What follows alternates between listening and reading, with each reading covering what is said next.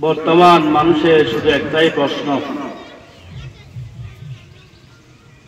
আমাদের হুজুরদেরকেও সবাই একই প্রশ্ন করে, হুজুর এত দোয়া করে আমরা আমাদের দোয়া কবুল হয় না কেন? সবার শুধু একটাই প্রশ্ন। এত দোয়া করতেছি, নামাজ পড়তেছি, তাহাজ্জুদ করতেছি, ইবাদতের শেষ নাই, দোয়ারও শেষ নাই, এরপরও কেন আমাদের উপরে মুসিবত থাকে? কেন দোয়া কবুল হইতেছে না? রব্বে করিম কুরআনে কারীমে বলে, উদউনি আস্তাজিব লাকুম, উদউনি, তোমরা আমাকে ডাকো, আস্তাজিব লাকুম, তোমরা যদি আমাকে ডাকো আমি তোমাদেরকে সাড়া দেব। তো আল্লাহ তাআলা তো ডাকার জন্য আমাদেরকে বলছে, আমরা ডাকতেছি, কিন্তু আল্লাহ তো সাড়া দিচ্ছেন না। সাড়া না দেওয়ার অর্থটা কি? আমরা দোয়া করতেছি, কবুল তো হইতেছে না। হযরতে সাদ ইবনে ওয়াক্কাস রাদিয়াল্লাহু আনহু হুজুর আকরাম সাল্লাল্লাহু আলাইহি ওয়াসাল্লামকে প্রশ্ন করলেন, বললেন, ইয়া রাসূলুল্লাহ,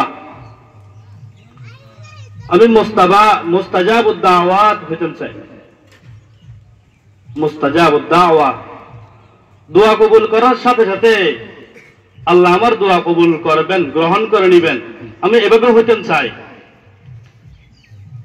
রাসূল আকরাম সাল্লাল্লাহু আলাইহি ওয়াসাল্লাম সাদ ইবনে আবি ওয়াক্কাস কে বললেন, আতিব মাতআমাকা, আতিব মাতআমাকা, তুমি কি খাইতেছ এগুলো দেখার বিষয় আছে। আতিব মাতআমাকা, আগে তোমার খাদ্যকে, তোমার খাবারকে পবিত্র করো। তাহলে আমাদের সমস্যাটা কোথায়? আল্লাহ বলছেন, উদউনি, আমাকে ডাকো, তো আমরা তো ডাকতেছি, আস্তাজিব লাকুম, আমাকে ডাকলে আমি ডাকে সাড়া দেব। তা আমরা তো ডাকতেছি, আমাদের দোয়া কবুল হইতেছে না। না হওয়ার কারণ এটা খুঁজে আগে বের করতে হবে, কোথায় সমস্যা। ডাক্তার যখন ট্রিটমেন্ট করে, আগে সমস্যা খুঁজে বের করে, সমস্যা খুঁজে বের করার আগেই যদি ট্রিটমেন্ট দিয়ে দেয়, তাহলে এই রোগীর কবরে যাওয়া ছাড়া আর বিকল্প কোনো পথ নেই। আল্লাহ বলছেন, তোমরা আমাকে ডাকো, আমি তোমাদের ডাকে সাড়া দিব।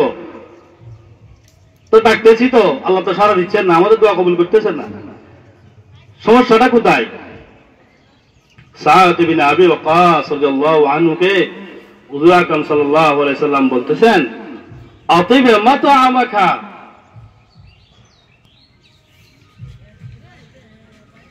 আগে তোমার খাবার তুমি কি করো? পবিত্র করো। তোমার সাথে ঘুষের সাথে সম্পর্ক, তোমার সাথে সুদের সাথে সম্পর্ক, তোমার আয়ের উৎস হারামের সাথে তোমার সাথে সম্পর্ক, তাহলে আমার দোয়া আল্লাহর কাছে কোত্থেকে কবুল হবে? হুজুর আকরাম সাল্লাল্লাহু আলাইহি ওয়াসাল্লাম যেই উপদেশ সাদ ইবনে আবি ওয়াক্কাস রাদিয়াল্লাহু আনহুকে দিয়েছিলেন, এই উপদেশ আনেওয়ালা সমস্ত উম্মতের জন্যই উপদেশ। শুধু সাদ ইবনে আবি ওয়াক্কাসকে বলছেন তেমন নয়, আনেওয়ালা সমস্ত উম্মতকে আল্লাহর হাবিব মুহাম্মদুর রাসূলুল্লাহ সাল্লাল্লাহু আলাইহি সাল্লাম সেটাই বলতেছেন, আতিবে মাতআমাকা, তোমরা তোমাদের খাবারকে কি করো? পবিত্র করো। তোমার আয়ের উৎস যদি হারাম হয়, তাহলে তোমার দোয়া কবুল হওয়ার কোন সুযোগ। আতিবে মাতআমাকা, আগে তোমার খাবারকে পবিত্র করো। তাকুন মুস্তাজাবুদ দাওয়া, এরপরে তুমি কি হবা? মুস্তাজাবুদ দাওয়া হবা। সাহাবীওয়ালা জিন্দেগি আমার মধ্যে আসতে চাইলে আমার এই সমস্ত পথগুলো আমাকে অবলম্বন করতে হবে।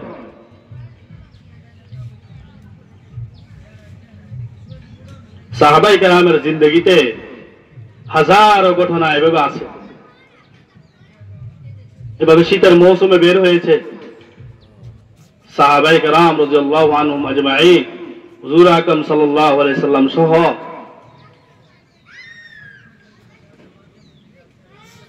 এক সাহাবী বলছেন, ইয়া রাসূলুল্লাহ, পেটে তো ক্ষুধা লাগছে। আল্লাহর হাবিব বলেন, আমার তো ক্ষুধা লাগছে, কিন্তু খাবার তো নাই, কি করা যায়?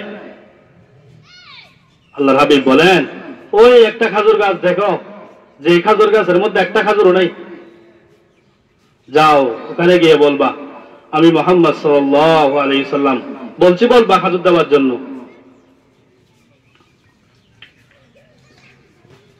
ওই সাহাবী গিয়ে খাজুর গাছকে বলল, আইয়ুহান নাখলা ইন্না রাসূলুল্লাহ সাল্লাল্লাহু আলাইহি সাল্লাম ক্বাদ আমারাকা আন তুসবিরি।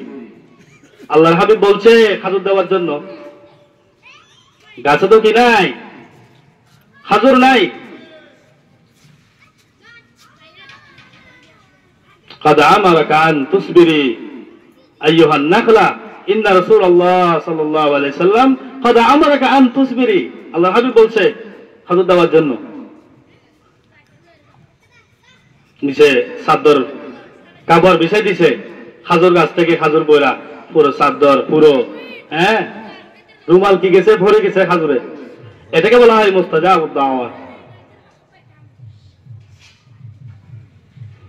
এই সাহাবীওয়ালা জিন্দেগি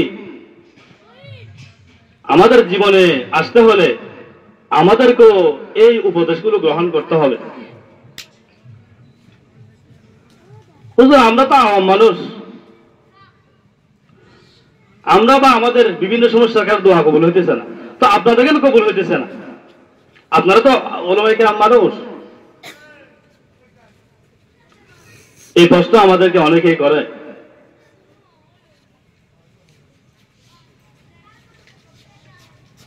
আপনারা তো আমাদেরকে দাওয়াত দেন, খানার দাওয়াত দেন, ইসের দাওয়াত দেন, না গেলে আপনারা তো রাগ করেন, হুজুরকে দাওয়াত দিচ্ছে, হুজুর তো আসে নাই।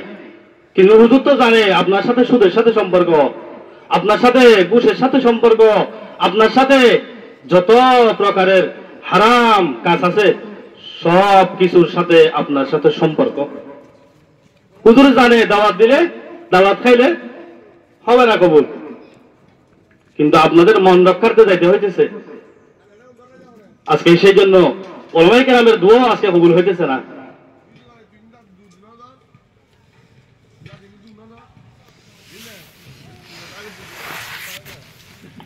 হুজুর আকরাম সাল্লাল্লাহু আলাইহি সাল্লাম হাদিসের মধ্যে বলছে,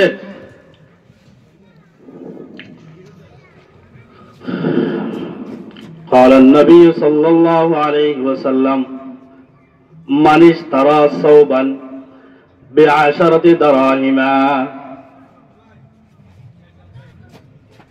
من اشترى ثوبا, কোন একজন ব্যক্তি একটা কাপড়, একটা জামা, একটা চাদর, একটা টুপি, একটা লুঙ্গি সে খরিদ করছে, বিআশারাতি দারহিমা, 10 দিরহামের দ্বারাই, 10 দিরহাম দিয়ে সে একটা লুঙ্গি অথবা একটা জামা অথবা একটা কি টুপি সে খরিদ করছে।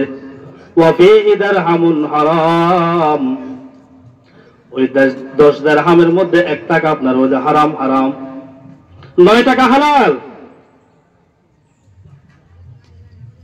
9 টাকা হালাল।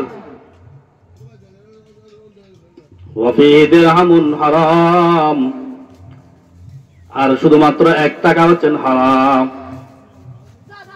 1 টাকা হারাম। লা ইয়াকবালু আল্লাহু সালাতান মা দামা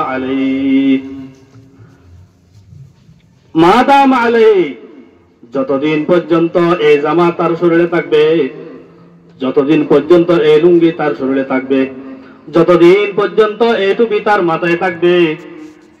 আল্লাহর হাবিব মুহাম্মদুর রাসূলুল্লাহ সাল্লাল্লাহু আলাইহি ওয়াসাল্লাম বলেন, তার ইবাদত, তার কোন নামাজ আল্লাহর দরবারে কবুল হবে না।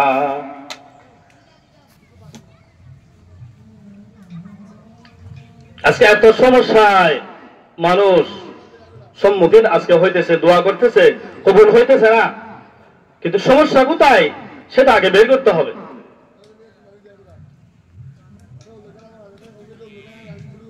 দাওয়াতে না গেলে হুজুরদেরকে আপনারা মহব্বত করে দাওয়াত দিছি, ও আসে নাই। কিন্তু দোস্ত, আপনার সাথে তো হারামের সাথে সম্পর্ক। সাহাবীওয়ালা জিন্দেগি আমার মধ্যে আনতে হবে।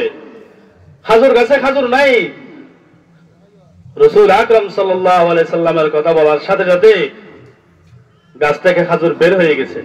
এটাকে বলা হয় মুস্তাজাবুদ দাওয়া, দোয়া কবুল সাথে সাথে।